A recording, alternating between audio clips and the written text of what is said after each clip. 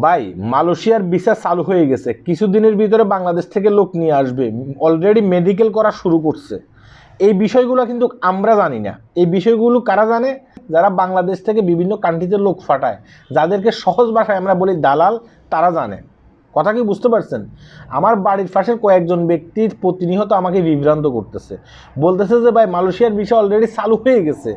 আমাদের কাছ থেকে দেখা গেছে কি 50,000 টাকা করে নিচ্ছে, তারপরে দেখা গেছে কি আপনার পাসপোর্ট নিচ্ছে, আর আপনি বলতেছেন এখনও মালয়েশিয়ার ভিসা চালু হয়নি। ভাই আপনারা যারা মালয়েশিয়াতে আসবেন, আমি আপনাদের উদ্দেশ্যে বলতেছি, শোনেন, মালয়েশিয়ার ভিসা এখনও চালু হয়নি, কিন্তু ইতিমধ্যে মানে কয়েকদিনের ভিতরে মালয়েশিয়া দেখা গেছে কি মেডিকেল করতে পারে, হ্যাঁ ঘোষণা দিয়ে দিতে পারে। এখন পর্যন্ত ঘোষণা দেয় নেই। যতক্ষণ পর্যন্ত অফিসিয়ালভাবে ঘোষণা না দেয় ততক্ষণ পর্যন্ত আমরা বলতে পারি না যে মালয়েশিয়ার ভিসা চালু হয়ে গেছে। এই যে আপনি যে 50,000 টাকা করে দিয়ে দিচ্ছেন কিংবা 27,000 পাসপোর্ট দিয়ে দিচ্ছেন, ভালো কথা, আপনি দিয়ে দিচ্ছেন। এখন আপনি কোন কোম্পানির জন্য পাসপোর্ট দিয়ে দিচ্ছেন সেটা কি আপনি জানেন? আপনি জানেন না। মালয়েশিয়াতে ব্যাংকের ছাতার মতো অসংখ্য কোম্পানি আছে, ব্যাংকের ছাতার মতো অসংখ্য কোম্পানি আছে। এখন আপনি যদি দেখা গেছে কি ভালো কোম্পানিতে আসার জন্য টাকাটা দিচ্ছেন, এখন টাকা দেওয়ার পরে ব্রেক কিন্তু ওই দালালের হাতে। এখন দালাল আপনাকে বলবে যে মালয়েশিয়াতে অমুক জায়গায় ভালো একটা কোম্পানি আছে, প্রতিনিয়ত দেখা গেছে কি শ্রমিকদেরকে বেতন দিয়ে ফেলে, তুমি সেখানে যাইতে হবে। এখন পরবর্তীতে আপনি খোঁজখবর করে দেখলেন যে সেই কোম্পানি ভালো না এবং কি সেই কোম্পানিতে শ্রমিকদেরকে টাকা দেয় না, আপনি খোঁজখবর নিয়ে দেখলেন। এখন দালালের কাছ থেকে কি আপনার পাসপোর্ট এবং কি আপনার টাকা উদ্ধার করতে পারবেন? পারবেন না, কারণ টাকা তো আগে দিয়ে ফেলছেন তাকে, তার কাছে তো আপনার হাতের ব্রেক। বুঝতে পারছেন? তাই আমি বলবো যে ভাই টাকা পয়সা দেবেন না। আপনার বাড়ির পাশে কেউ একজন যদি মালয়েশিয়াতে থেকে থাকে তার সাথে যোগাযোগ করবেন, তাকে বলবেন যে আমি মালয়েশিয়াতে আসতে চাই, কোন কোম্পানিটা ভালো হবে, মানে কোন কোম্পানি ভালো, সেই কোম্পানি শ্রমিকদেরকে টাকা পয়সা দিয়ে ফেলে, সেই কোম্পানি মালয়েশিয়াতে কত বছর পর্যন্ত ব্যবসা করে যাচ্ছে, এগুলো কিন্তু খোঁজখবর নেওয়ার দায়িত্ব হচ্ছে আপনার। যেহেতু আপনার পকেট থেকে টাকাটা দিচ্ছেন, আপনি কিন্তু এই খোঁজখবরগুলো নেবেন। কথা কি বুঝতে পারছেন? এখন দেখা গেছে কি একজন ব্যক্তি সে আর টাকার লোভে আপনাকে বলছে যে মালয়েশিয়াতে ওই কোম্পানি ভালো, সে কোম্পানিতে তুমি যাইবা। এখন আপনি তার কথা শুনে মালয়েশিয়াতে সেই কোম্পানিতে চলে আসলেন, আসার পরে দেখলেন যে আপনাকে ওই কোম্পানি কি করছে, তার কোনো কোম্পানি নেই, শুধুমাত্র মালয়েশিয়ার ভিসা খুলতেছে সেই জানে, এই কারণে সে একটা লাইসেন্স বাইর করছে, লাইসেন্স বার করে বাংলাদেশ থেকে লোক নিয়ে আসছে। লোক নিয়ে আসার পরে আপনাকে কী করছে, ছোট্ট একটা রুমের ভিতরে 5 থেকে 10 জন নিয়ে আসে, সেই রুমের ভিতরে ঢুকাইছে। ঢুকানোর পরে কী হয়েছে, তার তো কোনো মানে কোম্পানি নাই। এখন সে কী করবে, বিভিন্ন জায়গায় আপনি খুঁজবে, বিভিন্ন মার্কেটে খুঁজবে, কোন মার্কেটের লোক নাই, সে ওই মার্কেটের সাথে কন্ট্যাক্ট করবে। আমার কাছে কিছু লোক আছে, আপনাদের কি লোক লাগবে? আপনাদের যদি লোক লাগে তাহলে আপনাদের কোম্পানিতে আমার লোকগুলো কাজ করতে পারবে। এখন কোম্পানি যদি ওই লোকটার সাথে কন্ট্যাক্ট করে, আপনি যে কোম্পানি দেখেছেন সেই কোম্পানির সাথে যদি বড় কোম্পানিটা কন্ট্যাক্ট করে বললো যে ঠিক আছে আমি তোমাকে 3,000 টাকা দেবো এক একটা লোকের মাথার পিছনে, মানে এক একটা লোক আমাকে দেবে 3,000 টাকা করে, তোমাকে আমি প্রতি মাসে দেবো। এখন সে বলছে ঠিক আছে, সে বাংলাদেশ থেকে আসতেও আপনার কাছ থেকে লাভ করছে। কথাগুলো মন দিয়ে শুনবেন। এখানে আসার পরও আপনাকে 3,000 টাকা করে কোথায় বিক্রি করছে? আরেকটা কোম্পানির কাছে সে আপনাকে বিক্রি করছে। আমি যেভাবে বলতেছি এভাবে কেউ বলবে না। বিক্রি করার পর ধরেন সে 3,000 টাকায় বিক্রি করছে, আপনার ডিউটি হচ্ছে যে 12 ঘন্টা, 12 ঘন্টার ভিতরে 1 ঘন্টা রেস্ট। যারা সাপ্লাই আন্ডারে কাজ করে মালয়েশিয়াতে আপনি জিজ্ঞাসা করবেন, তাদের ডিউটি কিন্তু 12 ঘন্টা, 1 ঘন্টা রেস্ট। এখন সে আপনাকে 12 ঘন্টা ডিউটি করার পরে 26 দিন কাজ করবেন, 1 ঘন্টা এভাবে কেউ বলবে না, হ্যাঁ 26 দিন কাজ করবেন। 26 দিন কাজ করার পরে সে কী করবে, আপনাকে দেখা গেছে কি 2200 টাকা দেবে। বাকি কত টাকা?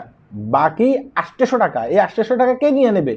ওই যে সাপ্লাই কোম্পানি আপনাকে যে বাংলাদেশ থেকে এনে মাথা পিছু বিক্রি করছে আর একটা কোম্পানির কাছে, তার কাছে থেকে 3,000 টাকা নেবে, আপনাকে দেবে 2200 টাকা, তারপর 12 ঘন্টা করে কাজ করাবে। অথচ একজন শ্রমিককে 12 ঘন্টা কাজ করানোর কোনো নিয়ম নেই মালয়েশিয়াতে। 7.5 ঘন্টা কোনো কোম্পানিতে 8 ঘন্টা করায়, কিন্তু অফার টাইম হলে সেই অফার টাইমের পয়সা আপনি পাবেন, সেই বিষয়টা আলাদা। কিন্তু 12 ঘন্টা আপনাকে বেসিক করিয়ে নিচ্ছে। তাই বাংলাদেশ থেকে আসার আগে চিন্তা ভাবনা করে আসবেন আপনি কোন কোম্পানিতে যাচ্ছেন, কোম্পানিটা ভালো কিনা। দালালদেরকে আগে থেকে যদি টাকা পয়সা আপনি দিয়ে ফেলেন, পরবর্তীতে দালালদের হাতে আপনার চাবিকাঠি হয়ে যাবে, অর্থাৎ আপনার ব্রেক ওদের হাতে থাকবে, ওরা যা বলে আপনাকে তা শুনতে হবে। পরবর্তীতে একটা সময় বলবে তোমার জন্য তো ভিসা চাইছি, তুমি ওই ভিসা যাও নাই, এখন তোমার টাকা পয়সা আমরা ফেরত দিতে পারবো না, এইভাবে কিন্তু কথাগুলো বলবে। তখন আপনি কি করবেন? তাই আসার আগে চিন্তা ভাবনা করে আসবেন। আমি জানি আপনি যে বাংলাদেশ থেকে আসতেছেন আপনি লক্ষ লক্ষ টাকা ঋণ করে আসতেছেন, কারণ আমি একজন বাংলাদেশি ছেলে, আমার জন্ম কিন্তু বাংলাদেশে কোনো একটা পল্লী গ্রামে। সেই দেশের মানুষের অবস্থা কি হ্যাঁ, সেটা আমি জানি। আমরা কত কষ্ট করে মালয়েশিয়াতে আসি বা অন্য অন্য কান্ট্রিতে আমরা যাই, আমরা জানি এগুলো। তাই হিসাব কিতাব করে আসবেন। হ্যাঁ, আমার ভিডিওগুলো দেখবেন, যে সঠিক নিউজগুলো উঠাই ধরি। আমি কোনো লোক টোক আনি না কোথাও থেকে, ঠিক আছে? আমি জানি যে আমি একজন লোক আনবো, 5 জন লোক আমাকে বলবে যে সে দালাল। আমি এই জায়গা থেকে মুক্ত থাকতে চাই। হ্যাঁ, যারা সঠিক ওয়েতে লোক আনতেছেন, হ্যাঁ সঠিক ওয়েতে লোক আনতেছেন, তাদেরকে স্বাগত জানাই। আপনি হয়তো বা দেখতেছেন যে মালয়েশিয়াতে ভালো একটা কোম্পানি আছে, সেই কোম্পানি ঠিকঠাক মতো টাকা পয়সা দিয়ে ফেলে, সেই কোম্পানিতে আমি একজন লোক আনবো আমার বাংলাদেশ থেকে। আপনি সেখান থেকে আনতেছেন, ভালো কথা, 5 টাকা ইনকাম করতেছেন, কিন্তু সেই লোকটা এসে ভালো একটা কাজ করতে পারতেছে, তার জন্য আপনাকে স্বাগত জানাই। কিন্তু বেশিরভাগই হচ্ছে দালাল। কথা কি বুঝতে পারছেন? তাই আমি আপনাকে বলবো যে ভাই দেখেন, আসার আগে চিন্তা ভাবনা করে আসবেন। অনেকে আমাকে বলেন যে ভাই আগে কি একটা মেডিকেল করবো মালয়েশিয়াতে আসার আগে, মানে প্রাথমিকভাবে একটা মেডিকেল করব? না ভাই, প্রাথমিক মেডিকেল করার দরকার নেই। যদি আপনি দালালদেরকে টাকা পয়সা না দিয়ে থাকেন, তাহলে প্রাথমিক মেডিকেল করার দরকার নেই। কারণ আপনি অরিজিনালি একবার মেডিকেল করবেন, সেখানে মেডিকেল করলে আপনি আনফিট হলে আপনি আইবেন না, যেহেতু আপনি দালালকে টাকা পয়সা দেন নাই, কোনো সমস্যা নেই। যদি আপনি দালালকে টাকা পয়সা দিয়ে ফেলেন, তাহলে আনফিট হওয়ার পরে দেখা গেছে কি সে টাকা নিয়ে এসে আবার ঘুরাবে। সে বলবে আপনি আনফিট হচ্ছেন, তার জন্য দোষ তো আমার না, এভাবে কিন্তু সে বলবে। তাই আগে টাকা পয়সা দেবেন না, পরবর্তীতে একবার মেডিকেল হলে চলবে। হ্যাঁ, কিন্তু বাংলাদেশে যদি আপনাকে কোনো না কোনো কারণবশত চালাকি করে মেডিকেলটা করিয়ে দেয়, দেখা গেছে কি আপনি তাকে টাকা পয়সা দিয়ে ফেলছেন, সেই টাকা ফেরত দেওয়ার মতো তার কোনো ক্ষমতা নেই। আপনাকে দেখা গেছে কি অনেক ক্ষেত্রে মেডিকেল চালাকি করে ফাঁস করিয়ে দেবে। আপনি এখানে আসার পরে আপনার কোম্পানি আবার মেডিকেল করাবে, যখন আপনি আনফিট হবেন আপনাকে দেশে ফাটিয়ে দেবে। আমি আমার আগের ভিডিওটা তো বলছিলাম, যখন দেশে ফাটিয়ে দেবে, ঠিক আছে, তাহলে তার কাছ থেকে টাকা পয়সা নিতে পারবেন না। সে বলবে যে আপনি বাংলাদেশে ফিট হয়েছেন, সেখানে গিয়ে আনফিট হয়েছেন, তার জন্য দোষ হচ্ছে আপনার। এভাবে আপনার সাথে চালাকি করবে।